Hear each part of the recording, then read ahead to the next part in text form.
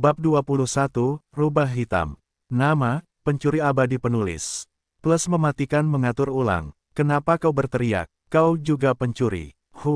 Mata indah Black Fox menyipit saat dia mendengus, jelas tersinggung oleh reaksi S. Dia tidak bersikap dingin seperti biasanya. S menarik napas dalam-dalam dan menenangkan diri. Dia tahu sejak awal bahwa gadis ini tidak normal tetapi juga tidak membayangkan dia gila.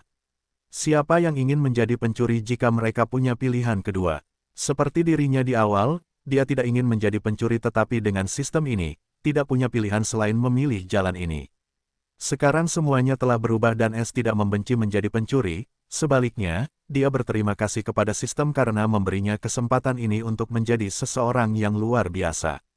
Kenapa? S ingin tahu mengapa dia ingin menjadi pencuri. Ibuku adalah seorang pencuri dan dari klan Shadow Devil. Salah satu dari 10 klan teratas di benua Old Devil. Black Fox menjawab dengan sedikit kebanggaan dalam suaranya, tetapi ada juga sedikit kesedihan yang mendalam di matanya. Kamu iblis. S mengira dunia ini sudah gila. Iblis sungguhan ada di depannya. Bagaimana mungkin dia tidak menganggapnya gila?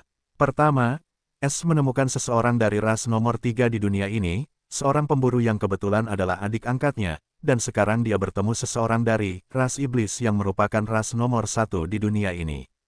Tidak bodoh, biarkan aku yang menyelesaikannya dulu. Ibuku adalah iblis bayangan tetapi ayahku adalah manusia. Aku adalah setengah iblis bayangan dan setengah manusia. Black Fox menjernihkan kesalahpahaman S. Dan mengapa kau memberitahuku ini? S terkejut. Itu mungkin rahasia besar tetapi dia memberitahunya seolah-olah itu bukan apa-apa. Menurutku untuk bekerja sama, kita harus saling percaya. Karena aku tahu tentangmu, kau juga harus tahu tentangku. Black Fox mengangguk serius pada dirinya sendiri sambil melingkarkan tangannya di dada besarnya dan tampak semakin menarik.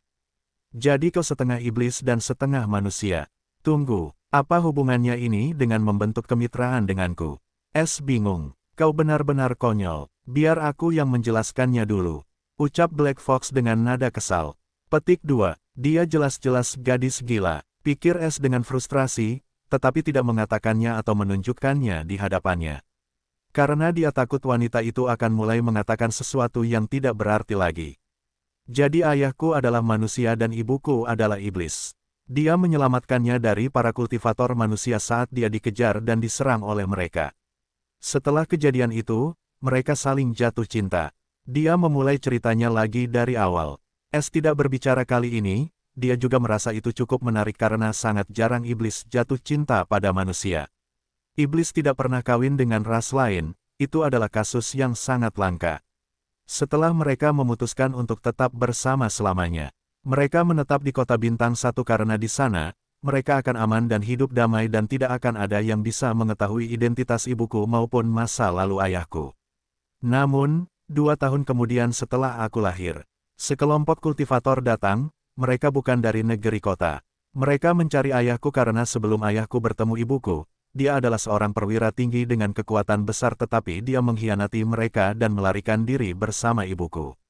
Petik 2. Tetapi mereka tetap menemukannya pada akhirnya bahkan di tempat tandus ini dengan semacam harta karun aneh. Ibuku tidak punya pilihan selain menunjukkan asal-usulnya dari klan iblis bayangan dan karena itu, mereka mengetahui rahasia ibuku. Mereka berempat dan mereka semua sekuat ayahku. Setelah bertarung sengit, salah satu dari mereka dibunuh oleh ayahku. Melihat ayahku membunuh salah satu anak buah mereka, keduanya yang bertarung dengan ibuku menggunakan harta karun untuk menyerang ayahku secara diam-diam. Tetapi ibuku melihatnya lebih dulu dan menggunakan tubuhnya untuk menghalanginya. Harta karun itu beracun dan ibuku meninggal setelah terkena racun itu. Ayahku melihat ibuku terkena serangan racun itu dan meninggal, lalu ia bertarung mati-matian untuk membalaskan dendamnya dan ia membunuh orang yang menggunakan serangan racun itu. Namun, orang lain menyerangnya dari belakang. Ayahku bertarung sengit melawan mereka berdua, tetapi pada akhirnya, kedua pria itu memiliki semacam kemampuan aneh dan mereka melarikan diri dari ayahku dengan selamat. Namun, ayah juga terluka parah dan ia jatuh dalam keputusasaan yang mendalam setelah kehilangan ibuku.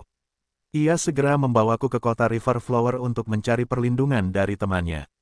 Setelah 1 bulan kami tiba di sini, luka ayahku hampir sembuh. Namun, ia takut kedua pria itu akan kembali lagi. Ia juga ingin membalas dendam atas kekuatan di belakang mereka karena mereka telah membunuh ibuku, jadi ia meninggalkanku bersama temannya dan berkata ia akan kembali setelah setahun. Setelah ayahku pergi, aku ditinggal sendirian di sini.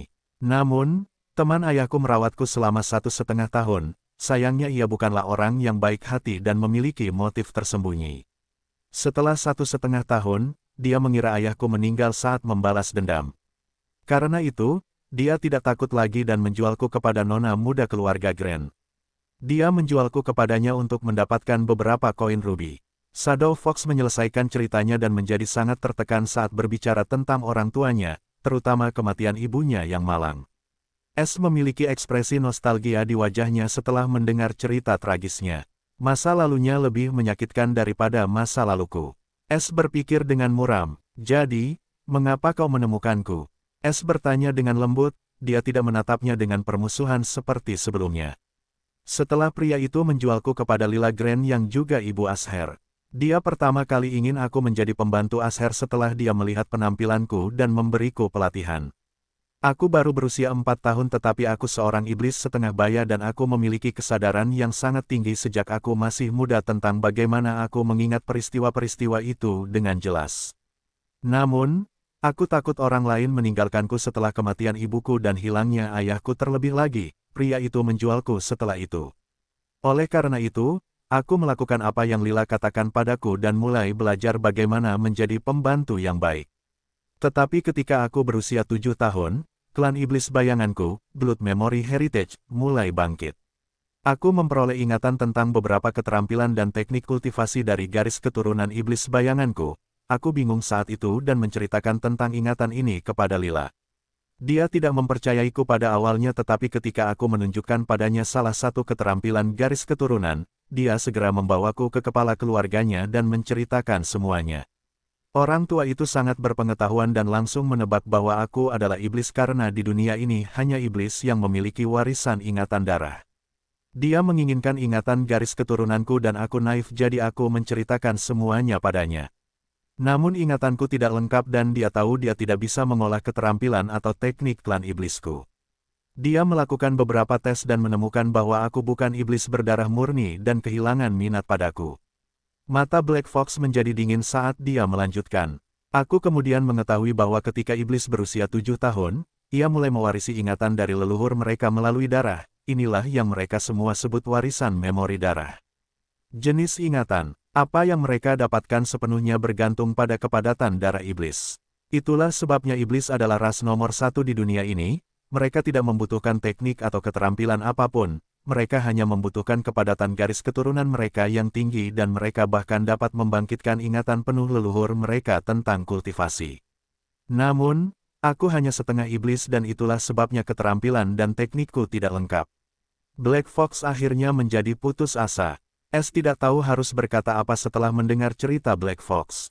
Dia merasakan sakit di hatinya untuk gadis ini dan merasakan perasaan yang tidak diketahui yang belum pernah dialaminya sebelumnya. Kepala keluarga Grant kehilangan minat padaku setelah memastikan bahwa aku hanya setengah iblis.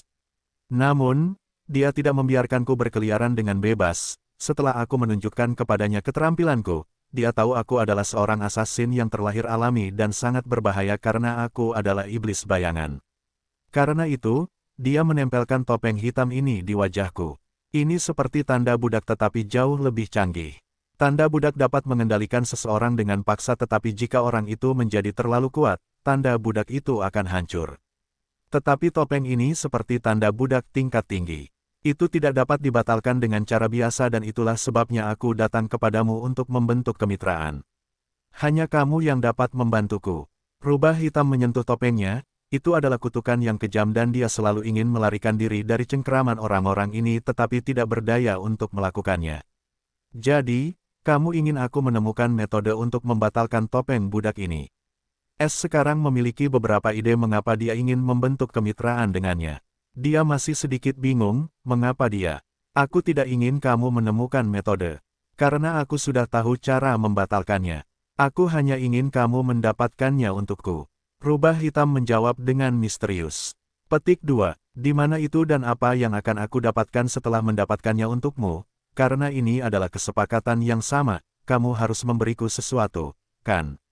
Es bersimpati padanya, tetapi itu tidak berarti dia akan mempertaruhkan nyawanya demi simpati. Aku persiapkan diriku. Black Fox terkekeh saat dia melakukan postur yang lebih menggoda untuk memperlihatkan lekuk tubuhnya yang indah. Berhentilah bercanda dan katakan padaku dengan serius atau aku tidak dapat membantumu. Es membalas sambil terengah-engah. Dia hampir jatuh dari kursinya setelah mendengar diriku dan melihat postur tubuhnya yang seksi. Jantungnya berdetak kencang karena suatu alasan, dia tidak pernah merasakan perasaan seperti ini sebelumnya. Tidak, aku serius. Bukankah aku sudah bilang sebelumnya aku selalu ingin menjadi pencuri sepertimu? Setelah kau membebaskanku dari lubang neraka ini, aku akan menjadi rekanmu dalam kejahatan dan bergabung denganmu untuk menjadi pencuri hebat. Ucap Black Fox dan tampaknya dia sangat serius untuk menjadi pencuri. Kau tahu kau gila, mengapa kau ingin menjadi pencuri dan jika kau ingin menjadi pencuri, kau bisa menjadi pencuri sendirian, Es membentak dengan frustrasi, dia tidak bisa menghadapi gadis gila ini lagi. Alasannya sangat sederhana, ibuku juga seorang pencuri ulung. Ketika ayahku menemukannya, dia sedang melarikan diri setelah gagal dalam pekerjaannya. Dia biasa menceritakan kisah petualangannya dan bagaimana dia mencuri dari orang-orang jahat yang menindas orang-orang yang tidak bersalah. Aku terpesona oleh kisah-kisahnya saat itu dan selalu ingin menjadi seperti dia. Aku akan menjadi pencuri hebat yang mencuri dari orang-orang jahat. Mata rubah hitam bersinar seperti bintang ketika dia memberitahu tujuan utamanya kepada Es. Es hampir mengumpat keras setelah mendengar kata-katanya, ibumu adalah seorang pencuri dan kau ingin menjadi seperti dia. Es mengulang kata-katanya dengan bingung.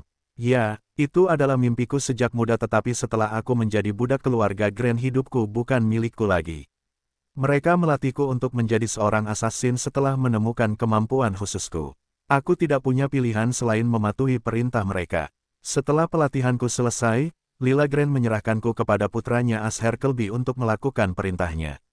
Dia dipuja oleh ayahnya, kepala keluarga Kelby saat ini dan kakeknya, kepala keluarga Grand, juga ayah Lila. Dia juga orang yang menanam topeng budak ini.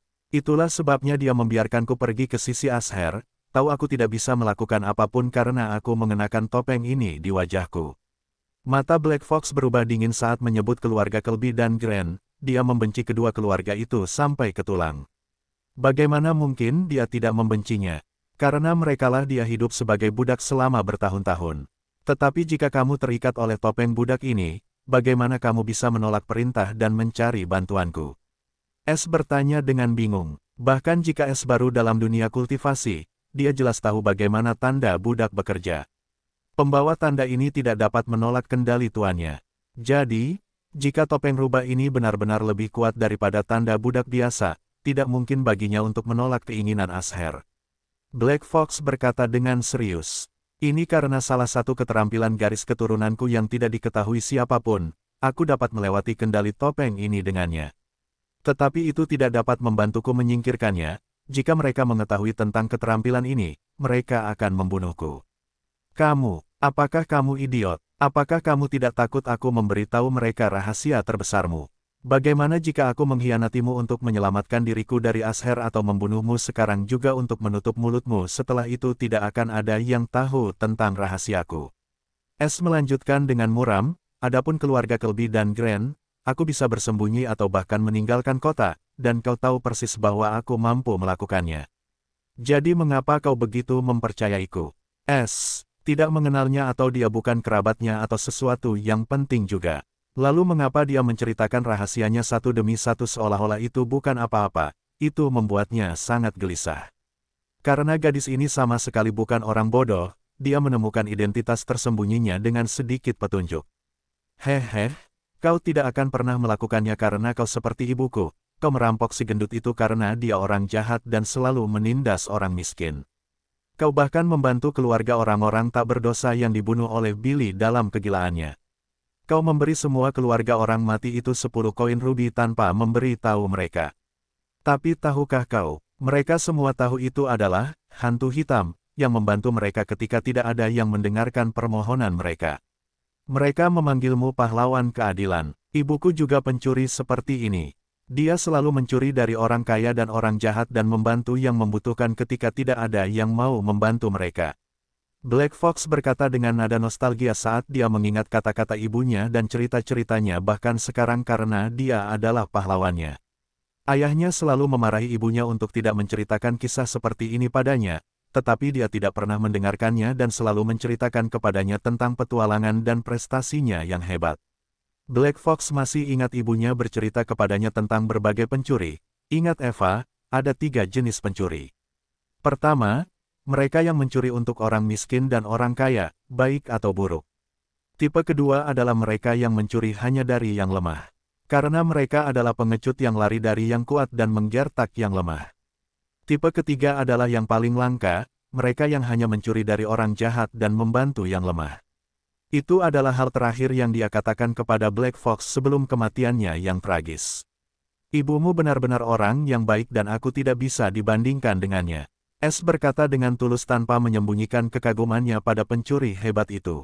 Eva terkikik setelah melihat wajah konyol S. Itulah mengapa aku ingin menemukanmu dan membentuk kemitraan. Karena kau orang yang setia dan kau tidak akan melakukan hal yang tidak tahu malu untuk menjual rekanmu demi menyelamatkan lehermu sendiri. Dia telah menyelidiki S secara mendalam sebelum dia membuat keputusan untuk membentuk kemitraan dengannya. Katakan padaku bagaimana aku bisa membebaskanmu dari topeng budak ini dan tentang kekuatan keluarga Kelby. Aku ingin tahu semuanya, tanya S. Dia ingin membantunya jika dia bisa, tetapi yang lebih penting ingin menyelesaikan misinya. Sekarang S memiliki gambaran seperti apa keluarga Kelby sebenarnya setelah mendengar ceritanya. Keluarga nomor 3 di seluruh wilayah dalam dan dia harus mengosongkan perbendaharaan mereka dalam 2 tahun. Dia hampir mengutuk sistem. Oh, targetmu berikutnya adalah keluarga Kelby. Sepertinya aku tidak salah menilaimu. Kau benar-benar pencuri yang baik hati, seperti ibuku.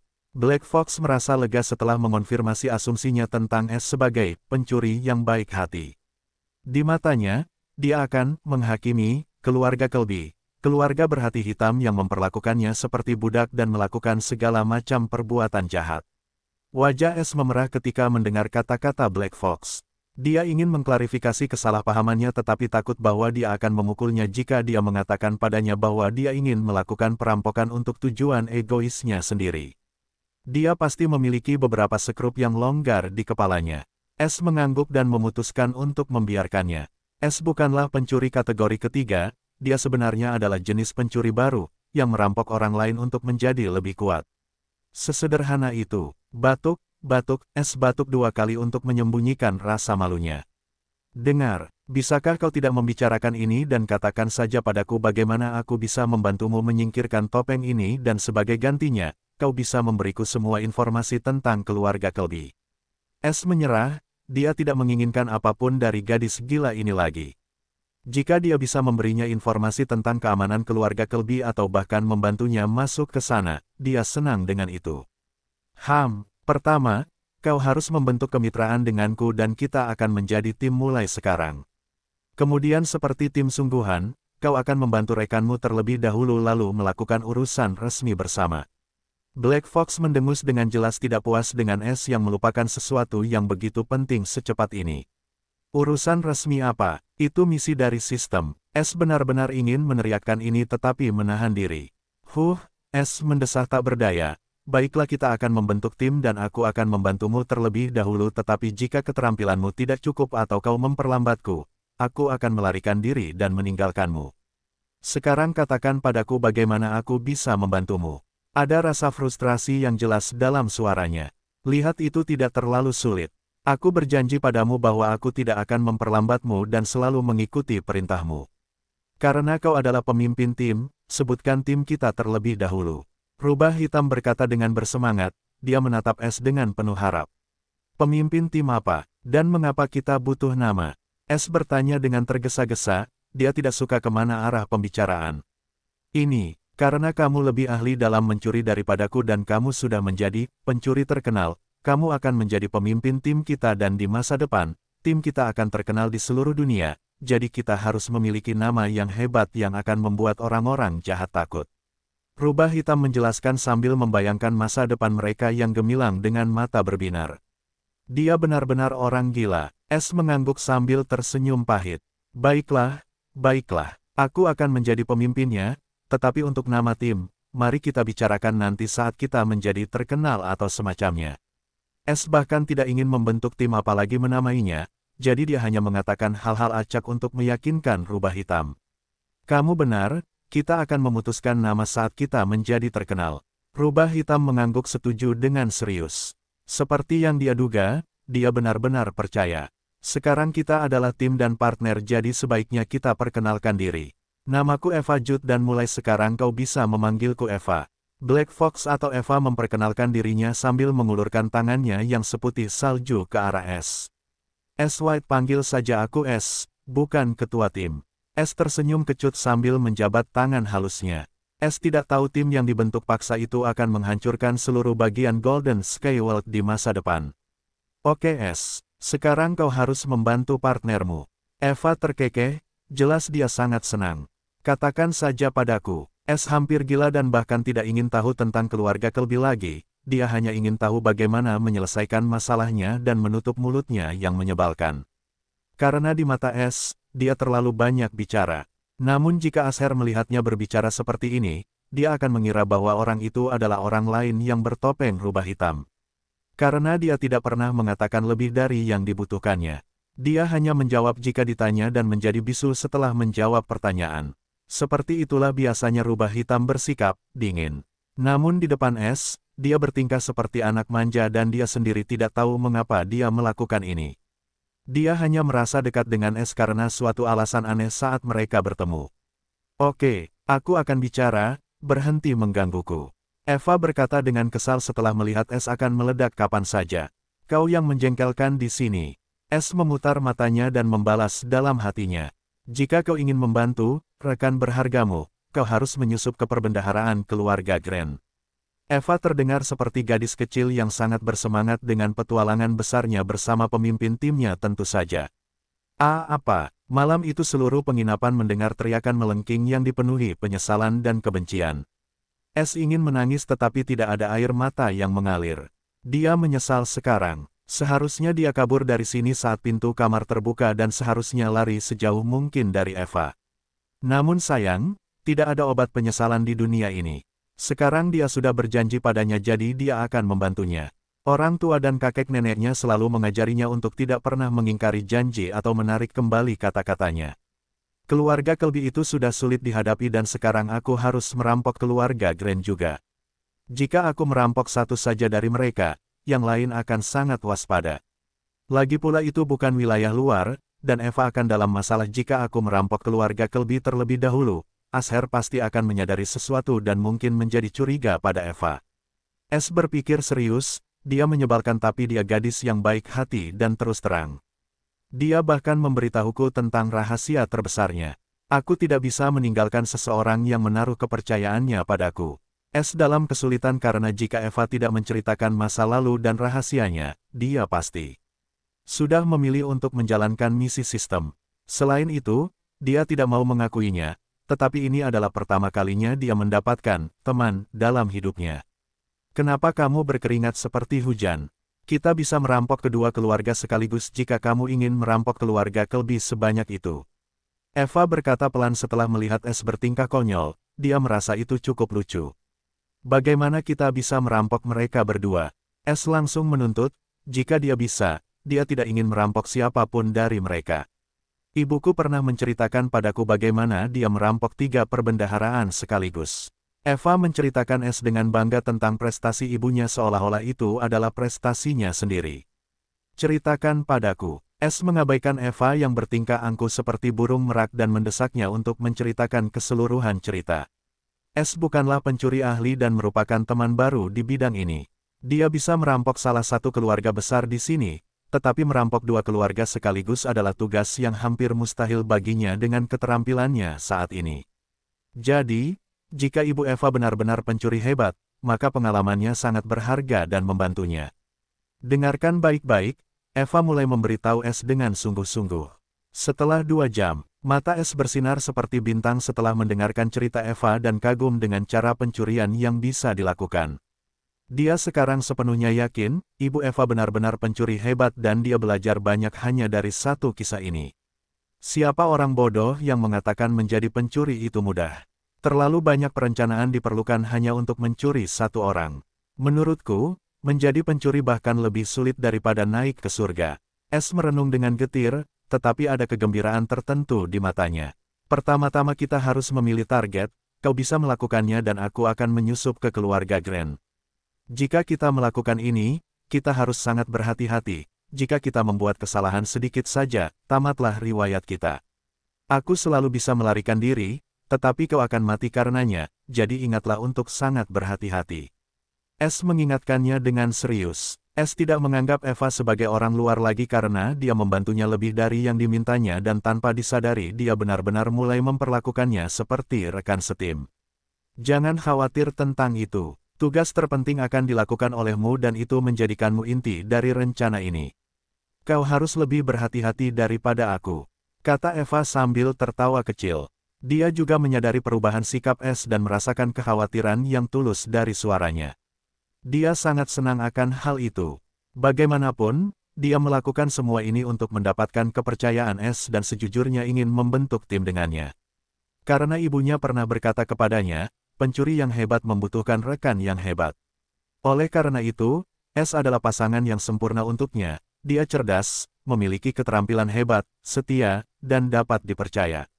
Dia juga harus mengakui bahwa S juga agak tampan. Itulah sebabnya dia mengatakan yang sebenarnya sejak awal karena dia tahu orang seperti S tidak akan pernah meninggalkan atau mengkhianati teman sejati. Lebih jauh, dia samar-samar merasa sangat dekat dengannya dan menaruh semua kepercayaannya padanya untuk beberapa alasan yang tidak diketahui dan kepercayaan itu datang langsung dari darah dan jiwanya. Eva tidak memikirkan perasaan aneh yang tidak dapat dijelaskan ini dan berpikir itu hanya karena dia bertemu dengan pencuri seperti ibunya. Semua perhatiannya tertuju pada rencana merampok kedua keluarga yang memperlakukannya seperti budak selama bertahun-tahun. Akhirnya, tibalah saatnya untuk balas dendamnya yang manis. Dia gembira dan takut pada saat yang sama.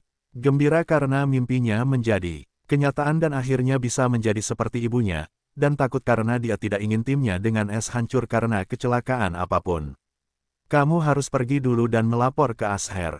Dia bisa menjadi penghalang besar bagi rencana kita jadi kita harus menyingkirkannya sesegera mungkin.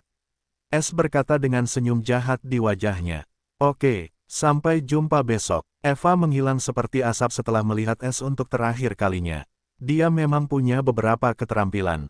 S tersenyum tipis. Garis bawah garis bawah garis bawah garis bawah garis bawah garis bawah garis bawah garis bawah garis bawah garis bawah garis bawah. Di pagi hari di lantai atas toko Kelby. Kau tidak bisa menemukannya. Suara marah Asher bergema di seluruh lantai atas. Ya, dia sangat cepat melarikan diri dari kota setelah menyingkirkan kelompok Caleb. Setelah penyelidikanku, aku menemukan bahwa penjaga gerbang bagian dalam melihat seseorang dengan ciri-ciri yang sama meninggalkan wilayah bagian dalam. Sebuah suara dingin namun manis menjawab. Dia adalah Eva atau sekarang Black Fox. Dia mengenakan armor hitam seluruh tubuh seperti biasanya dan matanya sedingin es. Dia sama sekali tidak mirip dengan gadis ceria yang bertemu Es tadi malam. Si penipu itu kabur setelah melakukan ini padaku, dasar terkutuk. Aku tidak bisa tidur nyenyak sampai aku menyiksanya. Pergi dan cari tahu dari mana dia berasal, cari saja apa saja. Asher membentak sambil menggertakkan giginya karena marah. Dia bertekad dan tidak akan berhenti sampai dia menemukan Es. Black Fox berkata tanpa emosi, aku sudah menemukannya dan sepertinya dia dari kota Red Mountain. Apa, kota Red Mountain? Wajah Asher berubah pucat karena dia jelas tahu di mana kota ini berada tetapi masalah sebenarnya adalah kota Red Mountain adalah kota bintang 1. Artinya kota besar tempat dia tidak bisa main-main dengan seenaknya. Apa kau yakin bocah itu dari kota Red Mountain? Asher bertanya dengan tidak yakin. Ya, aku sudah memeriksa 2 kali dan dia tampaknya dari kota Red Mountain. Jawab Eva dengan dingin. Asher bahkan tidak berpikir Black Fox bisa berbohong padanya. Karena dia bersamanya selama 5 tahun dan tidak pernah berbohong padanya atau gagal menjalankan misinya sekalipun. Dia seperti mesin yang tidak pernah lelah atau tidak mematuhi perintah. Itu sebabnya dia mempercayainya tanpa berpikir. Tidak pernah terlintas dalam benaknya bahwa ini adalah rencana Es dan Eva untuk menuntunnya ke arah yang salah dan memastikan dia tidak menghalangi mereka. Asher memasang wajah masam dan menjadi sangat frustrasi. Dia kesulitan mempercayai bahwa seseorang telah lolos dari genggamannya dan orang itu adalah orang yang membuatnya mencium bau tikus. Ini adalah penghinaan terbesar dalam hidupnya dan dia bahkan tidak bisa membalas dendam sekarang karena kemarahannya mencapai tingkat yang baru. Tapi dia tidak bisa pergi ke kota bintang 1 hanya untuk membalas dendam, kan?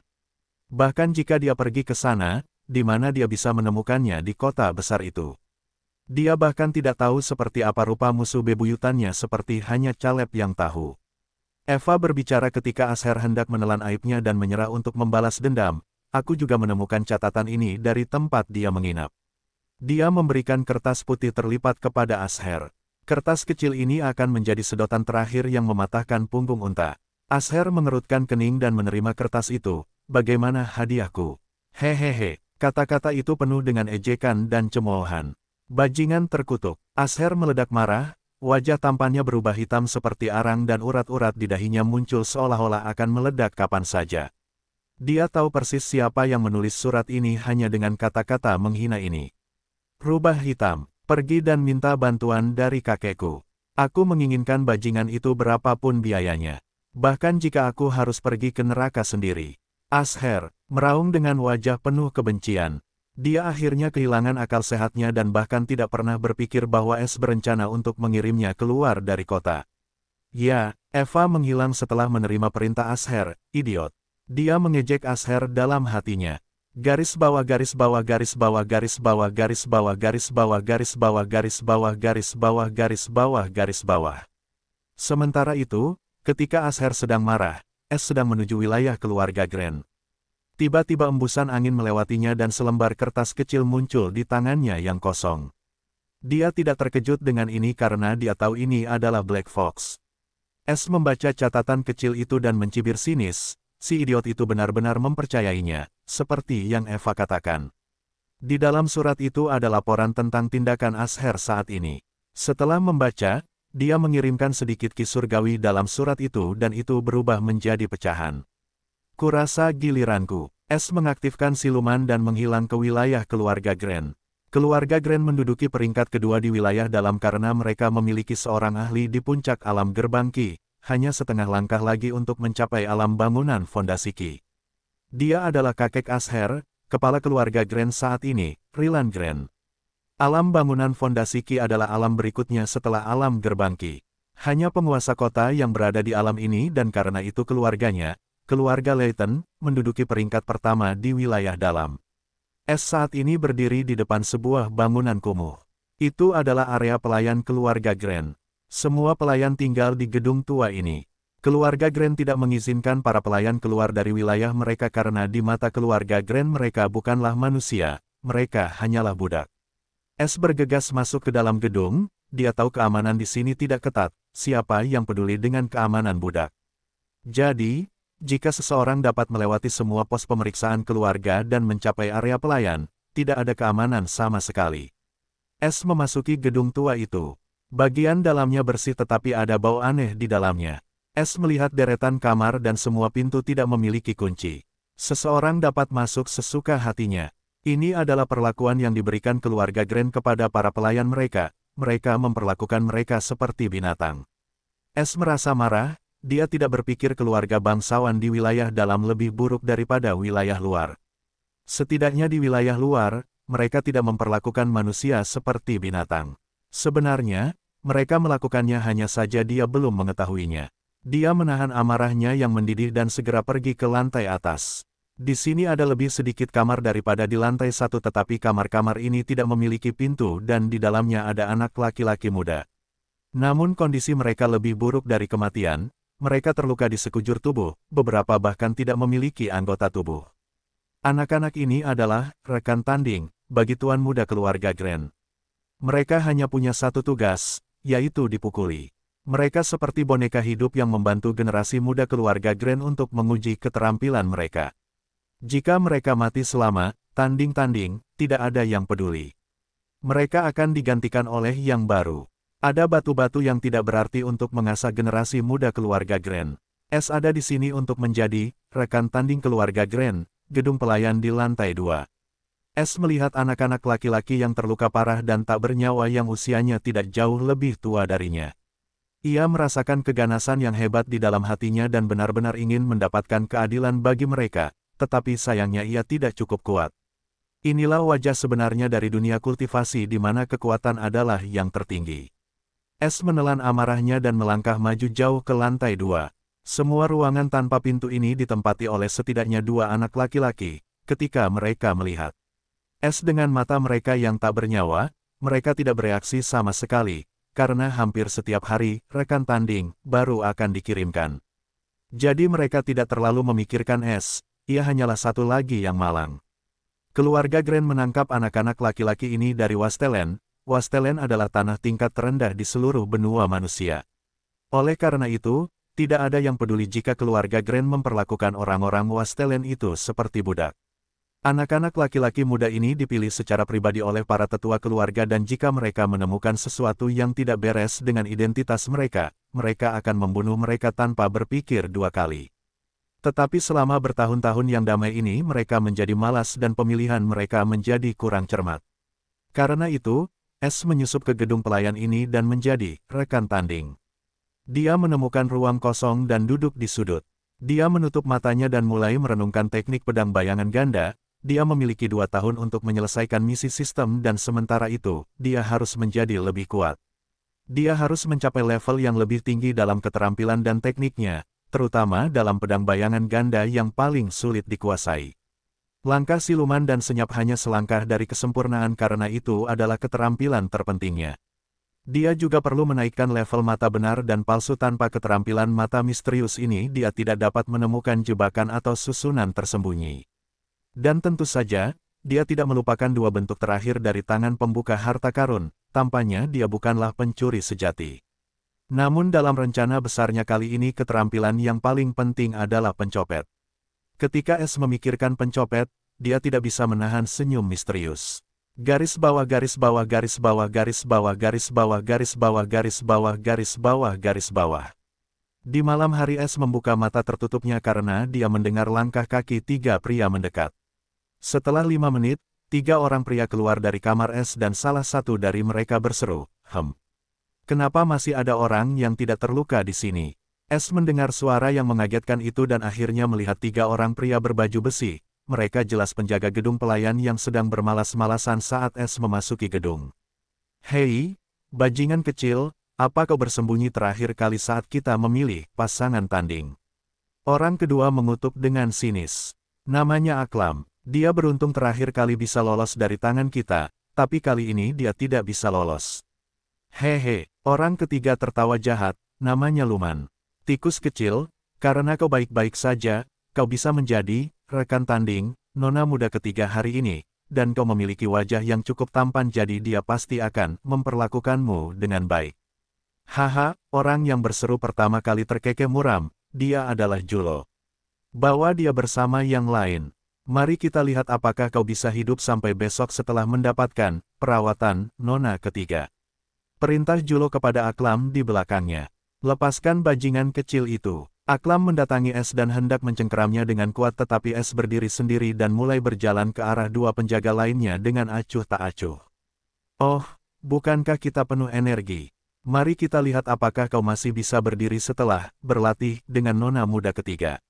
Julo menyeringai pada Es dan mulai memilih rekan tanding lainnya dan tidak memperhatikan Es lagi. Setelah memilih 10 anak laki-laki dengan Es sebagai salah satunya, kecuali Es, semuanya terluka dan memiliki bekas luka di wajah mereka. Salah satu dari mereka tampak menggigil sementara yang lain menangis sejadi-jadinya. Hanya 10. Suara tidak puas terdengar dari luar gedung. Kepala pelayan, ke-10 orang ini adalah satu-satunya yang masih bisa berjalan dengan baik. "Lihat, kita bahkan menemukan bidak baru untuk dimainkan oleh nona muda ketiga," jawab Julo dengan hormat sambil menunjuk jarinya ke arah Es yang tampak tanpa ekspresi. Wajahnya yang sebelumnya mendominasi kini berubah menjadi wajah yang sopan. Orang yang berdiri di luar gedung pelayan ini bertubuh kecil dan gemuk, dia adalah pria parubaya dengan janggut hitam pendek. Namanya Kilan Grant dan dia adalah kepala pelayan di distrik timur keluarga Grant. Wilayah keluarga Grant cukup besar dan mustahil untuk memantau semua wilayah keluarga dengan sedikit tenaga kerja. Jadi seluruh wilayah keluarga Grant dibagi menjadi 4 distrik. Distrik Timur, Barat, selatan, utara. Setiap distrik memiliki satu pelindung di puncak alam gerbang Qi dan satu kepala pelayan. Di tengah keempat distrik tersebut terdapat rumah utama keluarga Grand. Di rumah utama tersebut tinggal kepala keluarga dan keluarganya. Keempat distrik keluarga ini dibagi di antara para tetua keluarga. Kepala pelayan Qilan datang ke sini untuk mencari rekan tanding baru bagi para tuan muda distrik timur. Namun, semua rekan tanding lainnya terluka parah. Karena anak-anak muda itu sama sekali tidak menahan diri, jika suasana hati mereka sedang baik, mereka setidaknya akan mengampuni nyawa mereka. Namun, jika suasana hati mereka sedang buruk, anak-anak gurun ini akan dipukuli sampai mati hanya untuk melampiaskan amarah mereka. Baru datang belum? Tanya kepala pelayan Qilan dengan rasa frustrasi yang jelas terlihat di wajahnya yang tembam. Julo menjawab dengan sopan, belum, kepala pelayan, tetapi saya jamin akan tiba besok pagi. Baiklah, saya akan datang besok. Kepala pelayan Qilan mendesah tak berdaya. Ya, kami akan memilihkan yang terbaik untukmu, kepala pelayan. Aklam menepuk dadanya sambil memberikan tanda penghargaan kepada kepala pelayan. Qilan menganggukkan kepalanya dengan puas dan menoleh ke arah 10 boneka, dan berkata, kalian yang 9 akan diserahkan kepada tuan muda lainnya sementara kalian yang dalam kondisi sempurna akan mengikutiku. Qilan membawa Es dan 9 lainnya dibawa pergi oleh pelayan lain yang ikut bersamanya menuju distrik timur keluarga Grand. Es mengamati sekeliling dengan rasa ingin tahu sambil berjalan bersama butler Qilan. Distrik timur adalah distrik terbesar keluarga Grand, dan orang-orang yang tinggal di sini semuanya memegang posisi yang sangat tinggi dalam keluarga Grand. Setelah berjalan selama 5 menit Es melihat sebuah rumah besar yang indah, dia melihat taman yang indah dengan bunga-bunga berwarna-warni di luar. Es sedang mengamati bunga-bunga itu ketika sebuah suara marah namun lembut terdengar, Qilan, di mana rekan tandingku? Wah, sepertinya keberuntunganmu tidak terlalu bagus, sepertinya nona muda ketiga Graci marah karena suatu alasan. Qilan terkekeh muram sambil menatap Es seolah-olah dia adalah orang mati. Saat Qilan berbicara dengan Es, pintu rumah yang tertutup terbuka dan seorang gadis kecil setinggi sekitar 5 kaki dengan sosok ramping, keluar. Dia adalah Graci Grand, nona ketiga dari keluarga Grand. Dia memegang kekuasaan yang cukup besar di keluarga Grand karena dia adalah keponakan Rilan Grand. Dia memiliki kepribadian yang sangat keras kepala. Ketika Qilan melihat Graci menyerbu ke arahnya dengan wajah muram, dia dengan cepat meraih tangan Es dan menggerakkannya di depannya dan dengan cepat berkata, Nona muda lihat ini adalah rekan tanding yang aku beli untukmu hari ini, dan dia sama sekali tidak terluka. Dia juga memiliki wajah yang tampan. Graci mendengar kata-kata Qilan dan akhirnya mengalihkan pandangannya ke arah Es. Bahkan dia tertegun sejenak setelah melihat wajah tampannya terutama mata biru gelap yang bersinar itu, yang memberinya pesona yang tidak diketahui. Dengan kulit pucat dan rambut hitam panjang, Es tampak seperti seorang pangeran muda. Graci harus mengakui mungkin dia adalah anak laki-laki paling tampan yang pernah dilihatnya. Dia dengan cepat menyembunyikan ekspresi terkejutnya dan bertindak seolah-olah dia tidak tergerak oleh rekan tanding ini sama sekali. Namun, dari indera jiwa Es bagaimana dia bisa melarikan diri. Dia segera menyadari perubahan dalam suasana hatinya. Apa yang bisa kulakukan dengan domba putih kecil ini? Dia bahkan tidak bisa menahan satu serangan pun dariku. Graci mendengus dan berpura-pura masih dalam suasana hati yang buruk.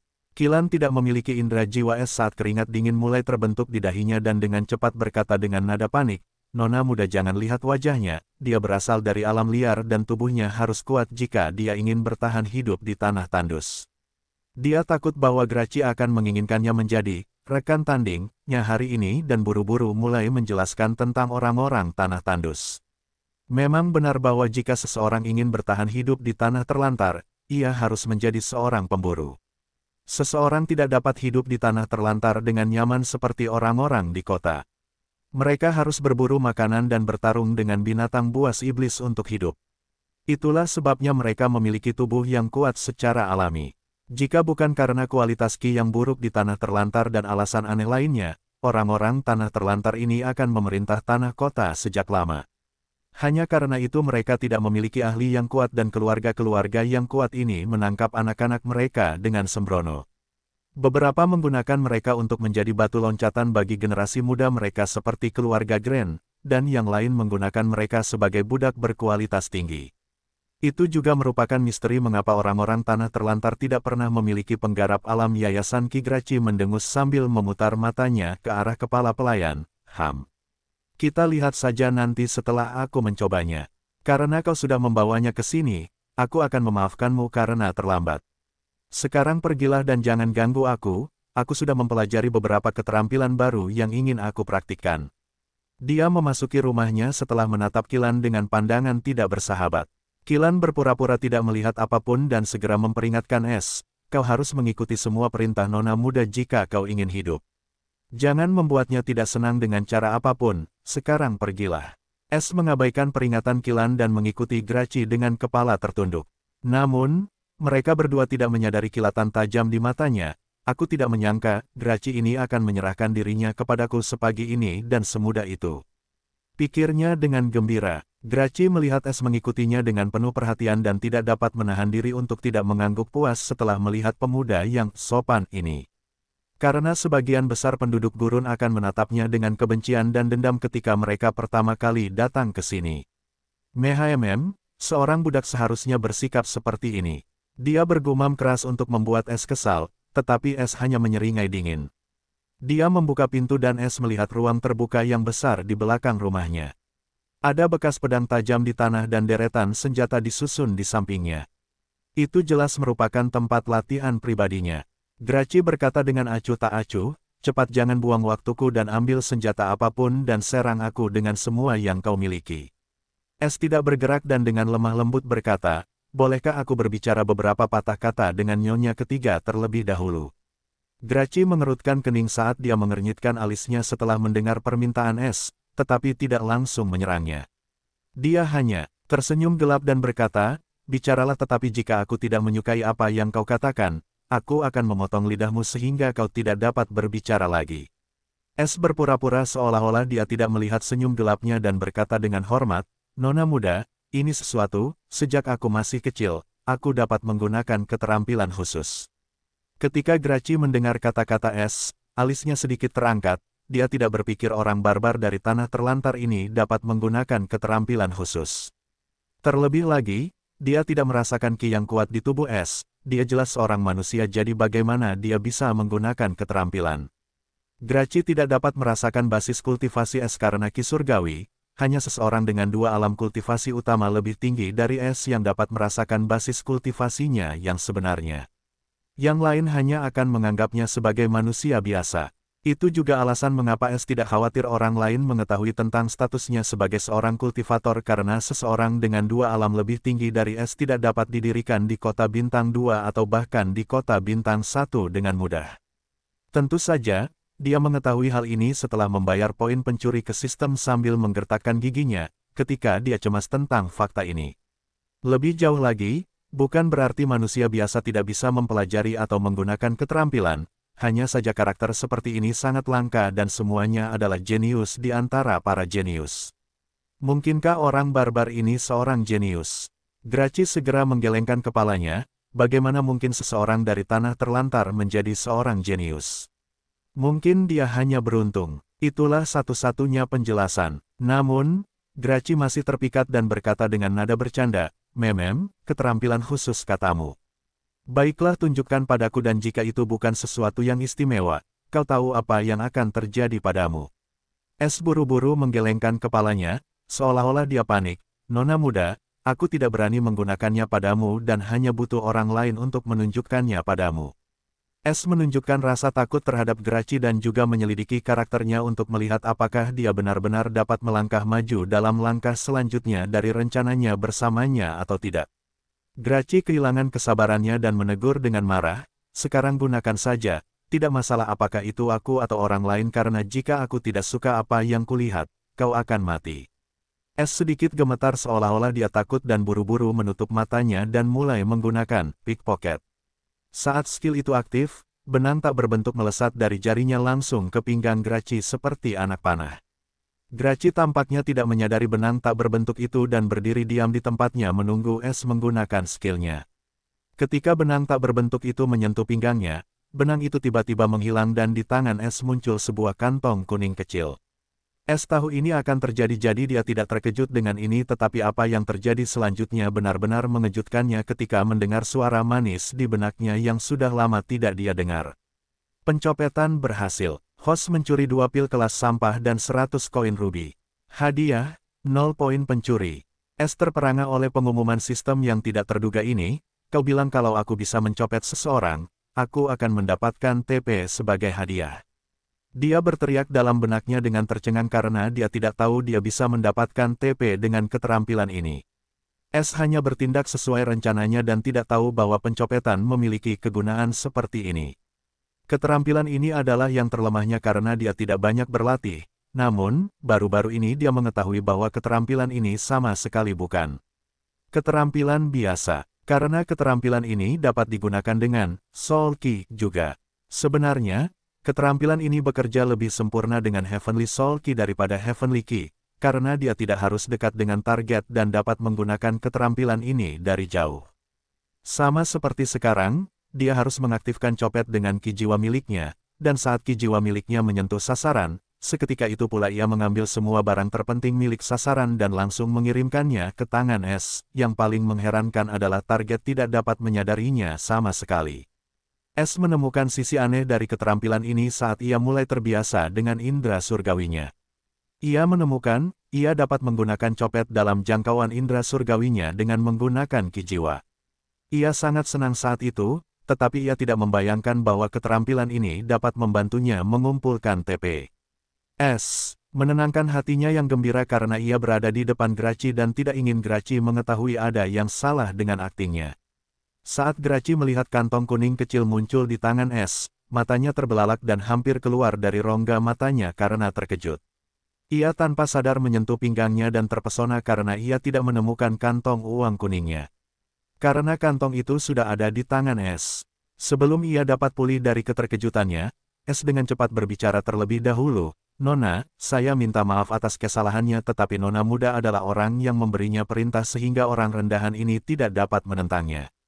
Saya harap Nona muda dapat menunjukkan belas kasihan dan memaafkan kesalahan orang kecil ini." Es membungkuk dengan ringan dan dengan sopan mengembalikan kantong kuningnya kepadanya. Dia sedikit menggigil seolah takut Grachi akan membunuhnya, jadi dia memohon belas kasihan terlebih dahulu. Grachi akhirnya tersadar dari lamunannya dan dengan cepat mengambil kantong kuningnya dari tangan Es dan menatapnya dengan marah. "Kamu beraninya kau mencuri dariku, dan sekarang beraninya kau memohon ampun. Beritahu aku bagaimana caramu melakukannya, dan ajari aku keterampilan itu, maka aku akan berpikir untuk tidak menghukummu." Dia sama sekali tidak marah, sebaliknya, dia sangat gembira. "Jika aku mempelajari keterampilan semacam ini, dengan itu aku bisa mencuri dari orang lain tanpa mereka tahu apapun." Itulah pikirannya yang sebenarnya. Es sudah menduga hal ini jadi dia dengan cepat menjawab dengan wajah panik, Nona muda, bukannya aku tidak ingin mengajarimu. Hanya saja aku tidak bisa mengajarimu atau siapapun. Ini adalah keterampilan yang aku pelajari tanpa sadar, bahkan aku tidak tahu bagaimana cara melakukannya. Keterampilan ini datang kepadaku saat aku berusia 5 tahun. Wajah Grachi berubah muram dan kemarahan muncul di wajahnya setelah mendengar Es menjawab, "Lalu mengapa kau menunjukkannya padaku jika kau tidak bisa mengajarkannya padaku? Kau ingin mencuri dariku." Dia mencengkeram gagang pedangnya lebih kuat. Jika Es tidak memberitahunya jawaban yang masuk akal, dia akan menyerangnya tanpa menahan diri. Es memberitahunya, motif awalnya, dengan wajah ngeri dan muak, "Nona muda, aku tidak ingin mencuri darimu. Aku menunjukkannya padamu karena aku tidak pandai bertarung dan setelah aku datang ke sini, aku melihat semua kondisi, saudara dari gurun lainnya.